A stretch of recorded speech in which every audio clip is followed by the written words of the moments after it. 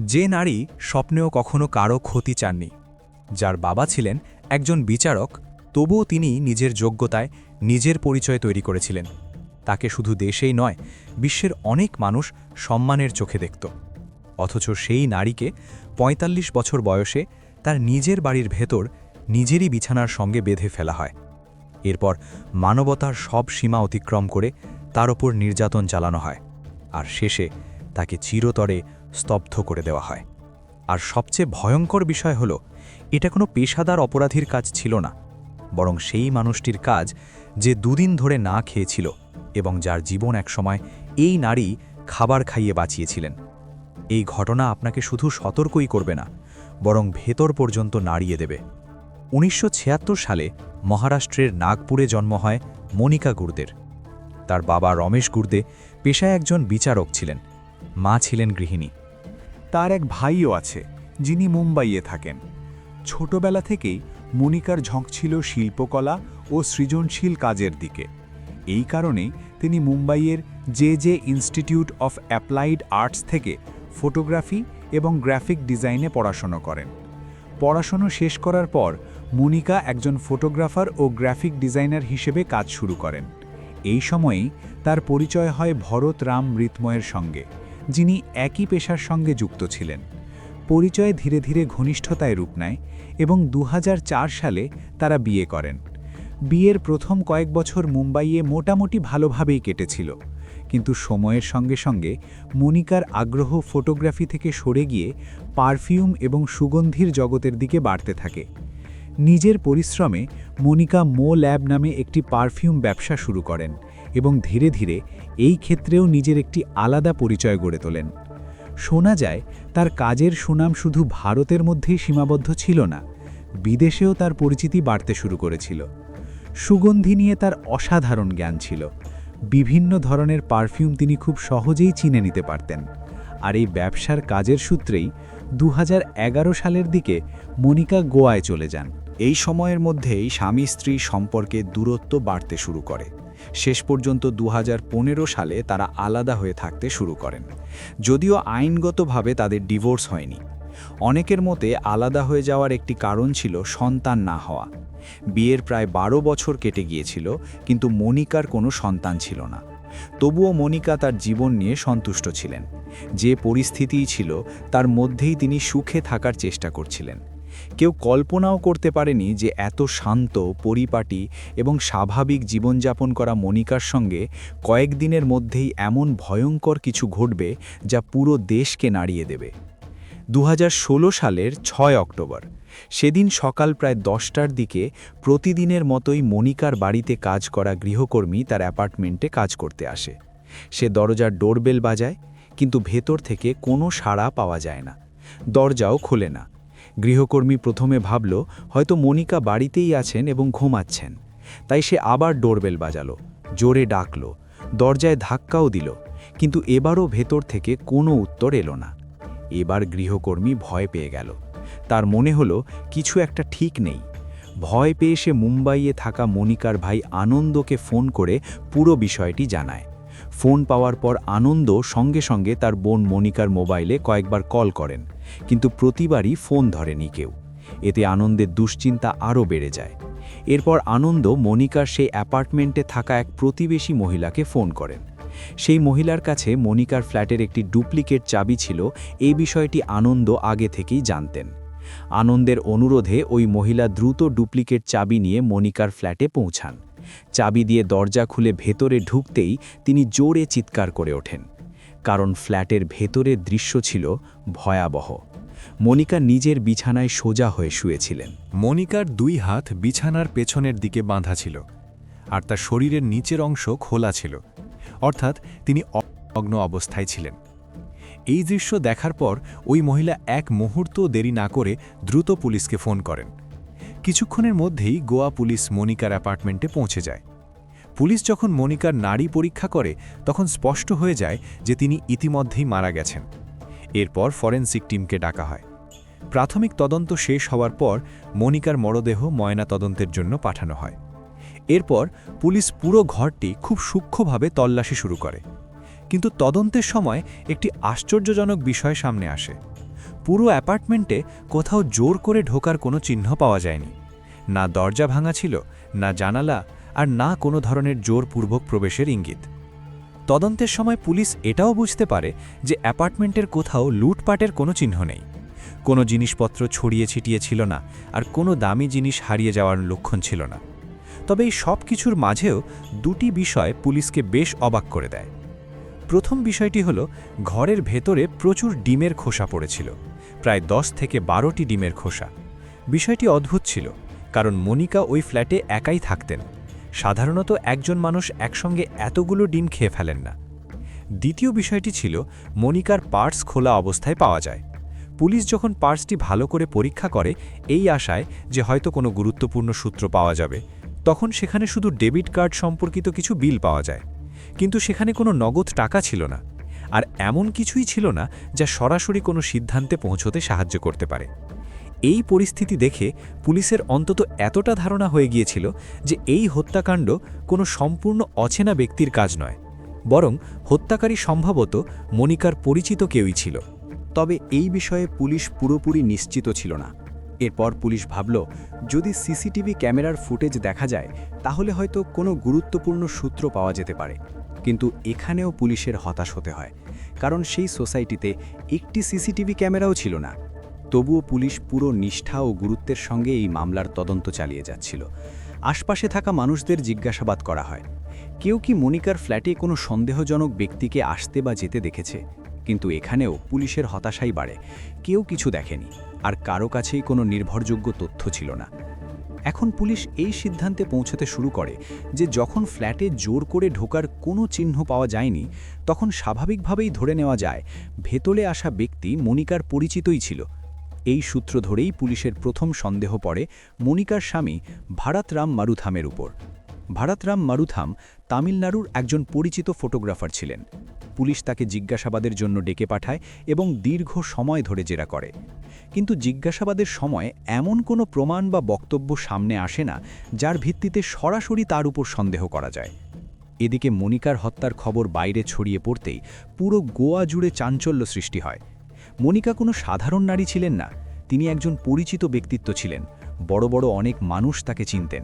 তাই এই খবর শুনে সবাই অবাক হয়ে যায়। খুব দ্রুতই এই ঘটনা দেশের বিভিন্ন সংবাদ মাধ্যমে ছড়িয়ে পড়ে। প্রায় সব নিউজ চ্যানেলই এই মামলার খবর প্রচার করতে শুরু করে। সাধারণ মানুষও তখন শুধু একটাই প্রশ্নের উত্তর জানতে চাইছিল, এই হত্যাকাণ্ডের পেছনের রহস্যময় খুনি আসলে কে? এরই মধ্যে মনিকার ময়নাতদন্তের রিপোর্টও সামনে চলে আসে। রিপোর্টে প্রকাশ পায় যে মনিকার মৃত্যু শ্বাসরোধ হয়ে হয়েছিল। শুধু তাই নয়, রিপোর্টে আরও উল্লেখ করা হয় মৃত্যুর আগে মনিকার ওপর যৌন নির্যাতন চালানো হয়েছিল। এখন পর্যন্ত পুলিশ এই মামলাটি সব দিক থেকেই তদন্ত করে দেখেছিল, কিন্তু তবুও তাদের হাতে কোনো শক্ত প্রমাণ বা বড় অগ্রগতি আসছিল না। পুরো মামলাটি যেন অন্ধকারের মধ্যেই আটকে ছিল। ঠিক তখনই তদন্তের সময় এক পুলিশ সদস্যের হঠাৎ একটি বিষয় মনে পড়ে যায়। তার মনে ঘুরতে থাকে, ঘর তল্লাশির সময় তারা ডেবিট কার্ডের কয়েকটি বিল পেয়েছিল, কিন্তু পুরো অ্যাপার্টমেন্টে কোথাও সেই ডেবিট কার্ডটি পাওয়া যায়নি। এর মানে পরিষ্কার ছিল, অন্তত একটি ডেবিট কার্ড সেখান থেকে চুরি হয়েছে। আর যদি খুনি সেই ডেবিট কার্ড নিয়ে যায়, তাহলে একদিন না একদিন সে অবশ্যই সেটি ব্যবহার করবে। এই ভাবনা থেকেই প্রথমবারের মতো এই অন্ধকার মামলায় পুলিশের সামনে একটি ছোট কিন্তু গুরুত্বপূর্ণ আলোর রেখা দেখা যায়।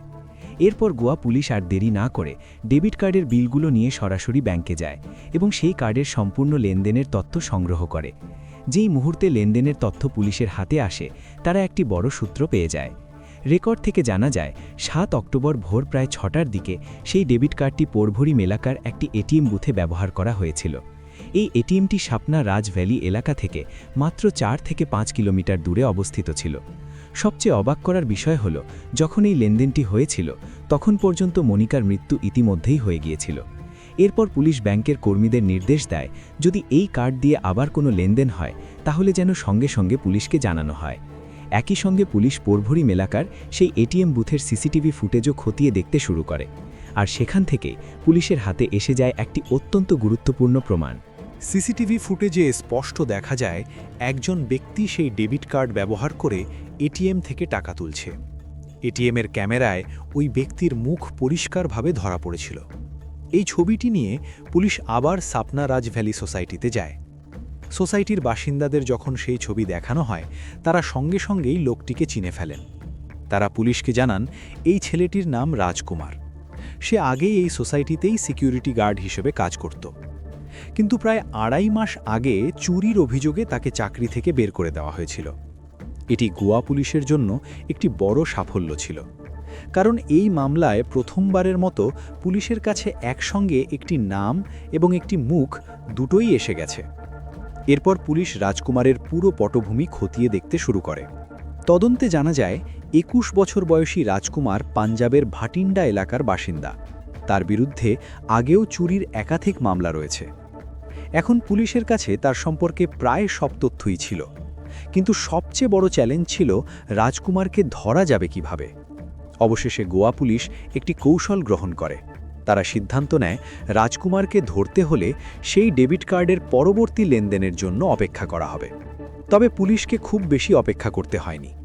8 অক্টোবরই খবর আসে সেই ডেবিট কার্ড ব্যবহার করে বেঙ্গালুরুর একটি এটিএম থেকে টাকা তোলা হয়েছে। এই খবর পাওয়া মাত্র গোয়া পুলিশ দ্রুত পদক্ষেপ নেয় এবং বেঙ্গালুরু পুলিশের সঙ্গে যোগাযোগ করে। এরপর বেঙ্গালুরু পুলিশ ওই এটিএমে গিয়ে সিসিটিভি ফুটেজ পরীক্ষা করে। এখানেও ফুটেজে রাজকুমারের মুখ স্পষ্ট দেখা যাচ্ছিল। এরপর পুলিশ রাজকুমারের ছবি নিয়ে এটিএমের আশপাশের সব হোটেল ও লজে খোঁজ খবর শুরু করে। কিছুক্ষণ পর পুলিশ যখন একটি হোটেলের রিসেপশনে সেই ছবিটি দেখায়, তখন সেখানে থাকা স্টাফরা সঙ্গে সঙ্গেই তাকে চিনে ফেলে। হোটেল স্টাফ জানায়, হ্যাঁ, ঠিক এই চেহারারই একটি ছেলে তাদের হোটেলেই উঠেছে, তবে এই মুহূর্তে সে কোনো কাজে বাইরে গেছে। এরপর পুলিশ হোটেলের রিসেপশনেই অবস্থান নেয়। সব পুলিশ সদস্য সাদা পোশাকে ছিল, যাতে রাজকুমারের মনে কোনো সন্দেহ না জাগে এবং সে আবার পালিয়ে যেতে না পারে। কিছুক্ষণ পর যখন রাজকুমার হোটেলের রিসেপশনে ফিরে আসে, পুলিশ সদস্যরা তাকে চিনে ফেলে এবং সেখানেই তাকে আটক করে ফেলে। এইভাবেই মনিকার হত্যার মাত্র 2 দিনের মধ্যেই 8 অক্টোবর 2016 তারিখে রাজকুমারকে বেঙ্গালুরুর একটি হোটেল থেকে গ্রেফতার করা হয়। এরপর আদালত থেকে ট্রানজিট রিমান্ড নিয়ে তাকে গোয়ায় নিয়ে আসা হয়। সেখানে শুরু হয় জিজ্ঞাসাবাদের দীর্ঘ পর্ব। কিন্তু জিজ্ঞাসাবাদের সময় রাজকুমার যে গল্পটি বলে, সেটি ছিল ঘৃণা ও বিকৃত মানসিকতায় ভরা এতটাই ভয়ঙ্কর যে তা শুনে পুলিশ কর্মকর্তারাও হতবাক হয়ে যায়। আসলে 2016 সালের 7 জুন যখন মনিকা এই সোসাইটিতে ফ্ল্যাটটি ভাড়া নিয়েছিলেন, তখন সোসাইটির গেটে রাজকুমার সিকিউরিটি গার্ড হিসেবে কাজ করত। এর পাশাপাশি সে সোসাইটি বাসিন্দাদের গাড়িও পরিষ্কার করত, যার মাধ্যমে সে কিছু অতিরিক্ত টাকা উপার্জন করত। এই সময় একদিন হঠাৎ মনিকার গাড়িতে রাখা একটি ছাতা হারিয়ে যায়। মনিকা এই বিষয়ে রাজকুমারকে জিজ্ঞাসা করেন, কিন্তু সে স্পষ্টভাবেই এটা অস্বীকার করে। যদিও একটি ছাতা খুব বড় কোনো বিষয় ছিল না, কিন্তু যে নিরাপদ সোসাইটিতে মনিকা থাকতেন, সেখান থেকে কোনো জিনিস এভাবে হারিয়ে যাওয়া নিজেই একটি গুরুতর বিষয় ছিল। মনিকার মনে হয়েছিল, আজ যদি শুধু একটি ছাতা চুরির বিষয়টি চাপা পড়ে যায় এবং এ সত্য সামনে না আসে, তাহলে ভবিষ্যতে আরও বড় কোনো চুরির ঘটনা ঘটতে পারে। এই ভাবনা থেকেই তিনি বিষয়টি সোসাইটি ম্যানেজমেন্টের কাছে আনুষ্ঠানিকভাবে অভিযোগ করেন। তদন্ত করার পর দেখা যায় সেই হারানো ছাতাটি রাজকুমারের কাছ থেকেই উদ্ধার করা হয়েছে। এরপর সোসাইটি ম্যানেজমেন্ট 22 জুলাই 2016 তারিখে চুরির অভিযোগে রাজকুমারকে চাকরি থেকে বরখাস্ত করে। চাকরি হারানোর পর সে সেখান থেকে চলে যায়। কিছুদিন সে গোয়ার পন্ডা এলাকায় শ্রমিক হিসেবে কাজ করে জীবিকা নির্বাহ করতে থাকে। এই সময়ে সে 2 বার মনিকার সঙ্গে দেখা করে এবং তার কাছে চুরির অভিযোগটি প্রত্যাহার করার অনুরোধ জানায়। কিন্তু মনিকা তাকে স্পষ্টভাবে জানিয়ে দেন, তিনি বলেন, যদি রাজকুমারীর কোনো প্রয়োজন থাকত তাহলে সে সরাসরি তার কাছ থেকে সাহায্য চাইতে পারত। তিনি এমনিতেই তাকে সাহায্য করতেন, প্রয়োজনে আরও বেশি সহযোগিতাও করতেন। কিন্তু সে চুরির পথ বেছে নিয়েছে, তাই তিনি তার অভিযোগ কখনো প্রত্যাহার করবেন না। মনিকার এই কথাগুলো রাজকুমারের মনে গভীরভাবে আঘাত করে এবং ভেতরে ভেতরে তাকে ভেঙে দেয়। এরপর কিছু সময় সে বিভিন্ন জায়গায় ছোটোখাটো শ্রমিকের কাজ করে দিন কাটায়, কিন্তু কোথাও স্থায়ী বা ভালো কোনো কাজ পায় না। অবশেষে সে গোয়া ছেড়ে চলে যায়। প্রথমে কাজের সন্ধানে সে চেন্নাই যায়, এরপর যায় মুম্বাই এবং পরে পুনে। প্রতিটি জায়গায় সে সামান্য শ্রমিকের কাজ করে কোনোভাবে জীবন চালানোর চেষ্টা করে, কিন্তু কোথাও সে ভালো কোনো চাকরি পায় না। অবশেষে 2 অক্টোবর 2016 তারিখে সে আবার গোয়ায় ফিরে আসে। তবে এইবার সে শুধু কাজের খোঁজে ফিরে আসেনি, এবার তার মনে অন্য কিছু পরিকল্পনা ছিল। 4 অক্টোবর 2016 দুপুরের দিকে রাজকুমার আবারও সাপনা রাজভ্যালিতে আসে। সে প্রধান গেট দিয়ে সোসাইটির ভেতরে ঢুকে পড়ে এবং আশ্চর্যের বিষয় হল ভিতরে ঢোকার সময় তাকে কেউ লক্ষ্য করেনি। রাজকুমার সরাসরি মনিকার অ্যাপার্টমেন্টের নিচে পৌঁছে যায়, কিন্তু সেখানে গিয়ে সে দেখে মনিকার গাড়িটি সেখানে নেই। এতে রাজকুমার বুঝে যায় যে তখন মনিকা বাড়িতে নেই। তবুও সে সেখান থেকে চলে যাওয়ার সিদ্ধান্ত নেয় না, বরং সেখানেই থেকে মনিকার ফেরার অপেক্ষা করতে থাকে। তবে তার মনে ধরা পড়ে যাওয়ার ভয়ও ছিল। সেই ভয়ের কারণেই সে লুকিয়ে ওই অ্যাপার্টমেন্টের ছাদে উঠে যায়। সে আগেই বিল্ডিংয়ে কাজ করেছিল, তাই ভবনের সব রাস্তা ও জায়গা সম্পর্কে তার ভালোই ধারণা ছিল। রাজকুমারের কথা মতে সে টানা 2 দিন সেই ছাদেই লুকিয়েছিল এবং মনিকার ফেরার অপেক্ষা করছিল। এই সময় সে কিছুই খায়নি, ছাদে থাকা পানির ট্যাঙ্ক থেকে শুধু পানি খেয়ে দিন কাটিয়েছে। অবশেষে তৃতীয় দিন 6 অক্টোবর 2016 বিকেল প্রায় 3:30 মিনিটের দিকে সে পার্কিংয়ে মনিকার গাড়ি দাঁড়িয়ে থাকতে দেখে। এর মানে ছিল একেবারে পরিষ্কার, মনিকা তার ফ্ল্যাটে ফিরে এসেছেন। এরপর রাজকুমার অন্ধকার নামার অপেক্ষা করতে থাকে। সন্ধে প্রায় 6:30 মিনিটে সে নিচে নেমে আসে এবং সরাসরি মনিকার ফ্ল্যাটের দরজায় গিয়ে ডোরবেল বাজায়। ভিতর থেকে মনিকা জিজ্ঞেস করেন, কে? তখন রাজকুমার উত্তর দেয় সে নাকি সিকিউরিটি সুপারভাইজার। কথা শুনে মনিকা দরজা খুলে দেন, কিন্তু দরজা খোলার সাথে সাথেই রাজকুমার হঠাৎ কাকুতি মিনতি শুরু করে দেয়। সে হাত জোর করে প্রায় পা ছুঁয়ে ক্ষমা চাইতে থাকে এবং বলে, ম্যাম, আমার খুব বড় ভুল হয়ে গেছে। আপনি চাইলে আমাকে 10টা জুতো মারুন, কিন্তু দয়া করে আমাকে মাফ করে দিন। আমি 2 দিন ধরে না খেয়ে আছি, ঠিকমতো কথা বলতেও পারছি না। রাজকুমারের এই অবস্থা দেখে মনিকার মন নরম হয়ে যায় এবং তিনি তাকে ঘরের ভেতরে ঢুকতে দেন। তবে সেদিন মনিকা বাইরে খেয়ে এসেছিলেন, তাই তিনি রাজকুমারকে কিছু টাকা দিয়ে বলেন সে যেন বাইরে গিয়ে খাবার খেয়ে নেয়। সাথে মনিকা এটাও বলেন যে পরের দিন তিনি এই বিষয়টি নিয়ে সোসাইটি ম্যানেজমেন্টের সঙ্গে কথা বলবেন। কিন্তু রাজকুমার তো সেদিন সেখানে অন্য এক উদ্দেশ্য নিয়েই এসেছিল। সুযোগ বুঝে রাজকুমার হঠাৎ মনিকাকে জোরে ধাক্কা দেয়। মনিকা টলতে শুরু করতেই রাজকুমার দ্রুত ভেতর থেকে দরজা বন্ধ করে দেয়। মনিকা কিছু বোঝার আগেই রাজকুমার তার পকেট থেকে একটি ছুরি বের করে এবং তাকে হুমকি দিয়ে বলে, যদি তুমি সামান্য চিৎকার করো আমি তোমাকে ছুরি মেরে ফেলব। এখন মনিকা এই নৃশংস মানুষটির উদ্দেশ্য বুঝে গিয়েছিলেন। তিনি স্পষ্টভাবে বুঝতে পারেন যদি তিনি সামান্য প্রতিরোধ করেন তাহলে এই মানুষটি তার জীবনও কেড়ে নিতে পারে। সেই মুহূর্তে মনিকার কাছে সবচেয়ে গুরুত্বপূর্ণ ছিল নিজের প্রাণ বাঁচানো। কিন্তু মনিকার এই ভয়ই যেন সেই অপরাধীর সাহস আরও বাড়িয়ে দেয়। ছুরির মুখে রাজকুমার মনিকাকে বেডরুমে নিয়ে যায়।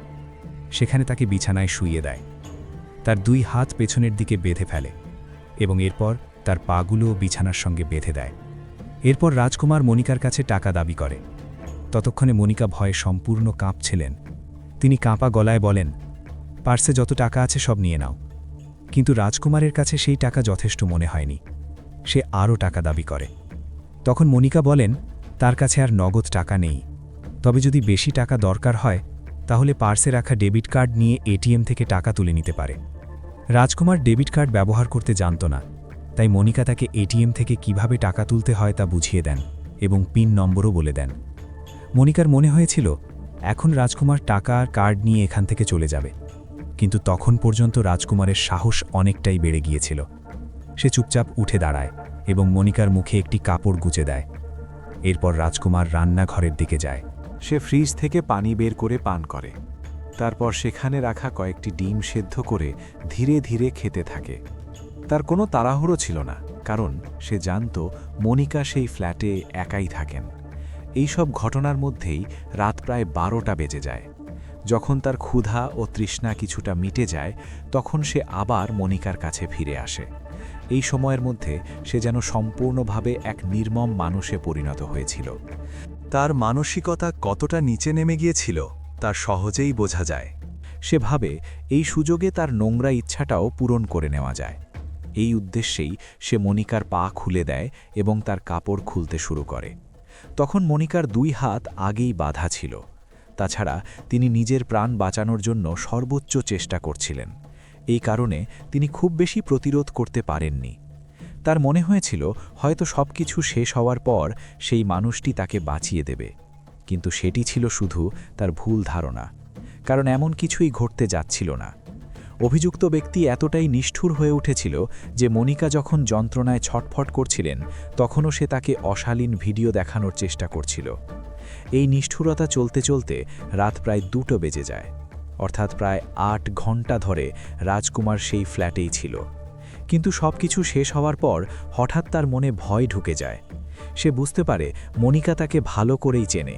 যদি তিনি বেঁচে থাকেন তাহলে খুব দ্রুতই বিষয়টি পুলিশের কাছে পৌঁছে যাবে। এই ভয় থেকেই সে বিছানায় থাকা একটি বালিশ তুলে নেয় এবং সেটি দিয়ে মনিকার মুখ চেপে ধরে। সে ততক্ষণ পর্যন্ত বালিশ চেপে ধরে রাখে যতক্ষণ না মনিকার শ্বাস চিরতরে বন্ধ হয়ে যায়। এরপর সে একদম শান্তভাবে সেখান থেকে উঠে দাঁড়ায় এবং সোজা বাথরুমে চলে যায়। অবিশ্বাস্য বিষয় হল তার মুখে কোনো রকম ভয় বা তাড়াহুড়ো ছাপ ছিল না। সে বাথরুমে গিয়ে স্নান করে যেন সেখানে কিছুই ঘটেনি। তারপর অন্ধকারের সুযোগ নিয়ে চুপি চুপি সেই অ্যাপার্টমেন্ট থেকে বেরিয়ে যায়। ভোর প্রায় 6টার দিকে সে একটি এটিএম থেকে টাকা তোলে এবং এরপর সরাসরি বেঙ্গালুরুতে চলে যায়। অবশেষে 8 অক্টোবর 2016 তারিখেই রাজকুমারকে আনুষ্ঠানিকভাবে গ্রেপ্তার করে জেলে পাঠানো হয়। এরপর 6 জানুয়ারি 2017 তারিখে পুলিশ তাদের তদন্ত সম্পন্ন করে আদালতে 228 পৃষ্ঠার একটি চার্জশিট দাখিল করে। কিন্তু গল্প এখানেই শেষ হয় না। জেলে যাওয়ার পরও রাজকুমার তার চালাকি বন্ধ করেনি। সে নিজেকে মানসিকভাবে অসুস্থ প্রমাণ করার চেষ্টা করতে থাকে, যাতে মামলার শুনানি বারবার পিছিয়ে যায়।